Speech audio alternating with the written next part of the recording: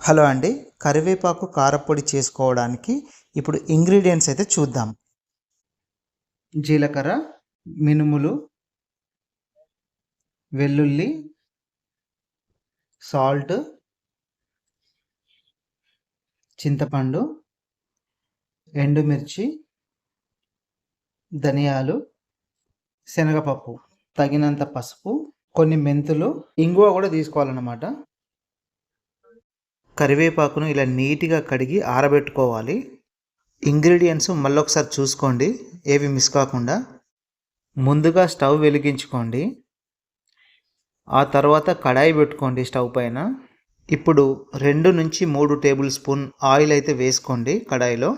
శనగపప్పు వేసుకోండి, తర్వాత మినప్పప్పు వేసుకోండి.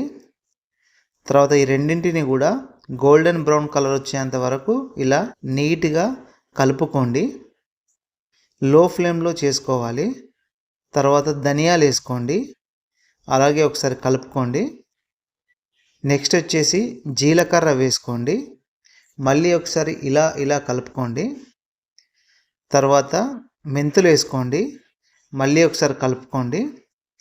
ఎండుమిర్చి వేసుకోండి, తర్వాత కలుపుకోండి. ఇప్పుడు వచ్చేసి ఇంగువ ఉంటుందన్నమాట, అదొక 1/2 టేబుల్ స్పూన్ అయితే వేసుకోండి. తర్వాత పసుపు వేసుకోండి, మళ్ళీ అలా మళ్ళీ కలుపుకోండి. ఇప్పుడు వచ్చేసి నీట్గా కడిగి ఆరబెట్టుకున్న కరివేపాకు ఆకుల్ని వేసి స్లోగా నెమ్మదిగా తక్కువ ఫ్లేమ్ మీద కలబెట్టుకోవాలి. ఎక్కువసేపు ఫ్రై చేయకూడదు. ఇది ఎంత ఇష్టంగా చేస్తే అంత టేస్టీగా ఉంటుందన్నమాట. స్టవ్ ఆఫ్ చేసి పక్కన పెట్టుకొని చల్లార్చుకోవాలి. ఇప్పుడు ఈ వెల్లుల్లిని మిక్సీ జార్లో వేసుకొని మిక్సీ పట్టుకోవాలి. ఎక్కువ మెత్తగా పట్టకూడదు, నేను వీడియోలో చూపించినట్టుగా ఈ మాదిరిగానైతే పట్టుకోవాలి. తర్వాత దాన్ని వేరే బౌల్లోకి తీసుకోవాలి. తర్వాత ఈ కరివేపాకు వేయించుకుంది కదా, అదంతా కూడా మిక్సీ జార్లో వేసుకోవాలి. కొంచెం చింతపండు కూడా వేసుకోవాలి, అదేవిధంగా సాల్ట్ కూడా వేసుకోవాలి. వీటన్నింటిని కలిపి మనం ఇప్పుడు మిక్సీ పట్టుకోవాలన్నమాట, మెత్తగా మిక్సీ పట్టుకోవాలి.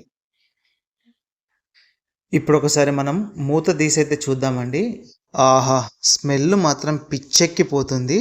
సో ఇలా మెత్తగా పట్టుకున్న తర్వాత మనం ఆ వెల్లుల్లి మిక్సీ పట్టుకుంది ఈ పౌడర్లో వేసి మళ్ళీ ఒకసారి గిర్రమని తిప్పుకోవాలన్నమాట మిక్సీలో. తర్వాత ఫైనల్ రిజల్ట్ వచ్చేసి ఇలా ఉంటుంది. సో ఈ కరివేపాకు కారం పొడిని టిఫిన్స్లో, లంచ్లో లేదంటే డిన్నర్లో రోజు వాడడం వల్ల హెల్త్కి అయితే చాలా మంచిది. చాలా రకాల హెల్త్ బెనిఫిట్స్ అయితే ఉన్నాయండి. ఇలాంటి చిన్న చిన్న అలవాట్లు చేసుకోవడం వల్ల మన హెల్త్ అయితే చాలా బాగుంటుందండి. చివరిగా వీడియో నచ్చితే కనుక ఒక లైక్ అయితే వేసుకోండి. Thank you so much.